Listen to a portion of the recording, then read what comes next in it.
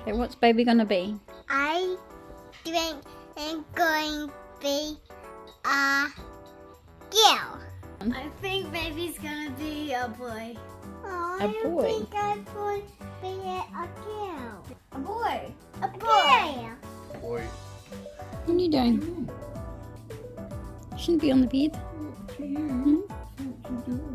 Ow. Oh. Fucking babies are outrageous. It's so hard. Hey boy, what are you doing? In nature, okay, when And a I whole have bunch of animals lion here. Last time. Oh well. I'm not too So it's 10:17 a.m. Tuesday, the 10th of October, which I said to myself, I'll either go into labour last night or tonight, and I think tonight's the night. So I've been contracting inconsistent but constantly through last night around I think 8, and I think I'm in preterm labour, so it's like the beginning stages of labour. This is my 4th child. I should know all this by now, but I don't. Every birth is different and everything is new. I mean, it's been years since I've had another child, so man, they hurt though. So we are off to our midwife appointment, and then we are depends on what she says, we are either going to head to hospital or come back home, or I'm not 100% sure yet, but I'm pretty sure I'm in labour. So I made like a worship playlist, so I'm going to chuck that on. We're going to listen to it in the car.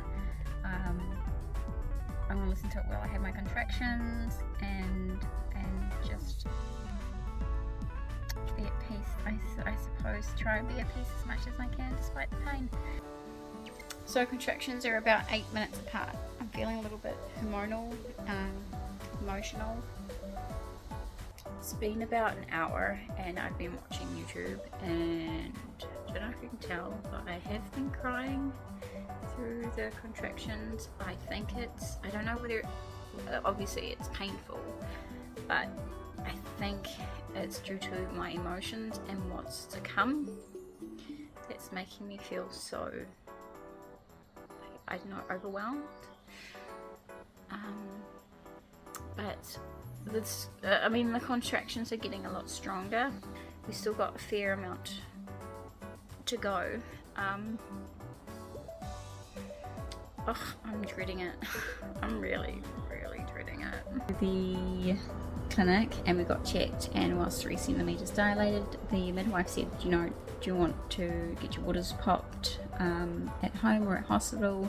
And I did not want to get induced at all. Like, I want everything to go naturally. So I just said, well, we just hummed and hurried about it, and then we just went home. Daniel just called the decision. So we went home, he drew me a bath, jumped into the bath, like, it wasn't even 10 minutes, maybe it was 10 minutes, it was very quick. My waters broke naturally, and then Daniel's like, okay, I think we should go to the hospital. And I was like, do you think so? I was so confused on what I should do, whether I wanted a home birth or a hospital birth. Like, I was just going with the flow. Whatever Daniel suggested or told me, I just said, okay, well, you decide what to do. He knows me best. And in that state of mind, I wasn't able to rely on myself during the painful contractions, so I just left everything up to him. So we went to the hospital again, and we met the midwife in hospital, but this was peak hour traffic. Like, this is 4:30 traffic, and along the main road, it's so bad. Like, the traffic was so bad, and I was begging Daniel to please get us to the hospital, like, just weave through the traffic. Like, I need to get to the hospital, because there's nothing worse than contracting and being stationary in a car, and you know in your head, oh no, another one's gonna come, another contraction's gonna come. And these were frequent. These were like 3 to 5 minutes apart. Like they felt intense, and it was so painful, so painful. So Daniel was like, okay. He did weave through the traffic as much as he could, but then there was a point where he couldn't go anywhere, so was stuck in traffic for ages. It just felt ages. Anyway, we eventually got to the hospital. He dropped me off at the front, he parked the car, he came down. Midwife had drew the bath, we checked, I was 8 centimeters apart.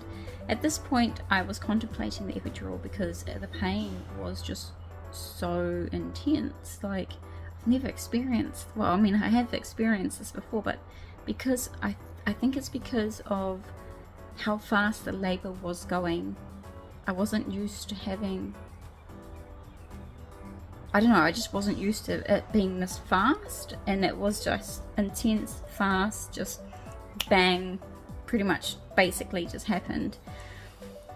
She said, you know, it's too late, and I was just on the gas and the contracting, and then, yeah, as soon as she said 8 centimeters, I just like, okay, let's go into the bath because I need some type of relief. And I'm so glad I got into the bath, and she got the gas on tank, like, so it's movable. But that even that took a while. I mean, the gas takes the edge off a little bit, but you can still feel everything, and it's really intense. And then, like, it felt like 3 minutes later I told her I need to push, like, the baby's here, like, I need to push. And I just let my body do its natural thing, and then I literally, like, 2 minutes later, there's a baby. The baby was born. It was so amazing. Thinking back now, it was intense, amazing, and it was crazy. But Daniel, I'm so pleased that Daniel came home at the time he did. I'm so pleased that he was just amazing the whole birth, the whole labor. He just basically, he was my solid rock. Like, he literally did everything and made all the decisions, and he made all the right decisions for my well-being and for baby's well-being, which was, he was just such a leader in a difficult position, and I couldn't have asked for anything better. So that's basically the story of my labor and birth. I did want to try and record a bit more, but to be honest, when I was in that mindset, the video recording was the last thing on my mind, and Daniel's not comfortable with holding a camera, you know, in such a delicate state, which is completely fair enough. So yeah, I got the little clips that I could in between. Currently I am now 6 days postpartum, and I love it. I love it so much. She's small, she's cute. I'm like got the baby fever going. I love my postpartum body. So it's been about 48 hours, give or take a couple of hours, and everything's going pretty well. We've been staying hydrated, been eating a lot. Daniel's been helping out so much. Last night was a bit of a interesting one because I was so sleep deprived. The first night was really good. The second night she just kept crying, and I just couldn't settle her. I kept popping her into bed, but nothing kept working. I don't know if she had wind or she was hungry. I don't think she was hungry because obviously this milk supply is definitely coming in. She kept changing her bum. I did basically those 3 things. I just couldn't figure it out. I can't quite remember. It's been like 4 years since I've had a child, so it's all kind of coming back to me. But then I'm like, I got a bit of a baby brain, and then last night I was so sleep deprived I just couldn't think straight. But we got there in the end. So I tried from 11, so I started about 11 PM to try and get her to sleep, and then all the way to I think 5:30 a.m. I can't quite remember, and I was so sleep deprived. It was so takes you back. I forgot all of this.